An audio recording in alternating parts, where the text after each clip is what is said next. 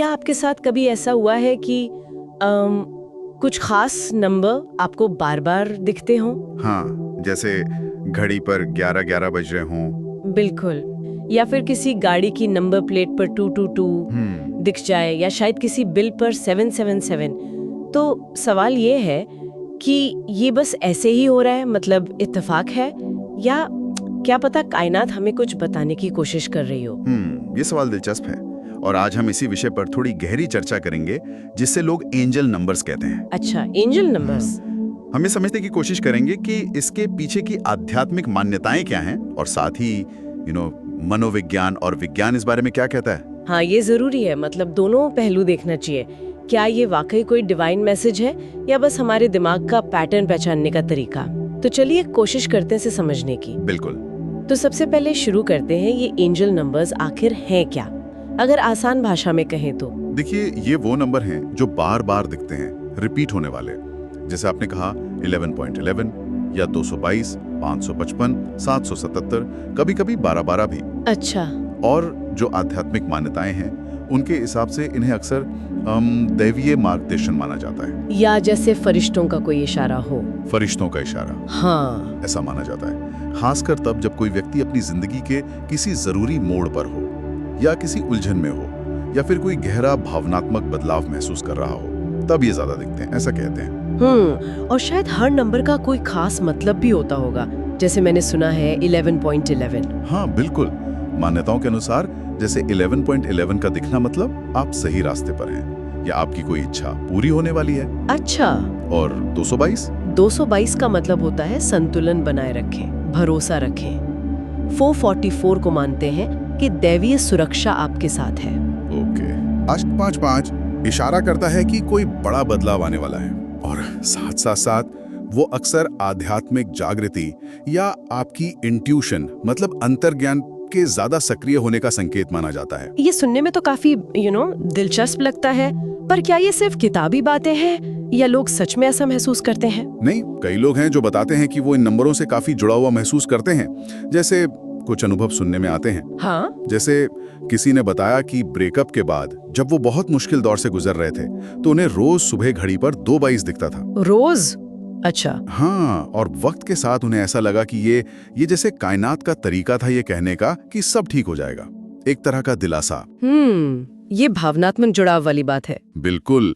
इसी तरह एक और जिक्र मिलता है कि किसी को नौकरी बदलने का फैसला लेते समय बार बार 555 दिखा। 555 यानी बदलाव का संकेत। हाँ, और बाद में पता चला कि वो नौकरी बदलना उनके करियर के लिए बहुत ही अहम साबित हुआ।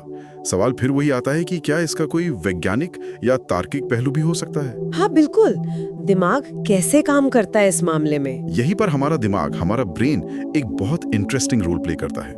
देखिए, हमारे ब्रेन में एक सिस्टम होता है जिसे रेटिकुलर एक्टिवेटिंग सिस्टम या RAS कहते हैं। ये एक तरह का ध्यान का फिल्टर है। फिल्टर मतलब ये कि जिस चीज पर हम फोकस करते हैं हमारा दिमाग उससे हमारे आसपास ज्यादा नोटिस करने लगता है। तो अगर आपका ध्यान एक बार 11:11 पर गया तो फिर शायद आपको वो ज्यादा बार दिखने लगेगा, क्योंकि अब आपका दिमाग उसे ढूंढ रहा है। अच्छा, तो ये वो वाली बात है कि नई गाड़ी खरीदी तो वही मॉडल सड़क पे ज्यादा दिखने लगता है। हाँ बिल्कुल वैसा ही। और इसी से जुड़ा हुआ है बैडर-मेनहॉफ फिनोमेना, जिसे फ्रीक्वेंसी इल्यूजन भी कहते हैं। Frequency illusion? हाँ, यानी बार बार दिखने का भ्रम। एक बार कोई नई चीज, जैसे मान लीजिए नंबर 777 आपके ध्यान में आई तो अचानक वो आपको हर जगह दिखने लगती है और आपको लगता है कि ये बहुत महत्वपूर्ण है। और कार्ल युंग ने भी तो सिंक्रोनिसिटी की बात की थी, सार्थक संयोग। बिल्कुल, सिंक्रोनिसिटी, जब दो ऐसी घटनाएं जिनका आपस में कोई लॉजिकल कनेक्शन ना हो वो किसी व्यक्ति के लिए एक मीनिंगफुल तरीके से जुड़ जाएं।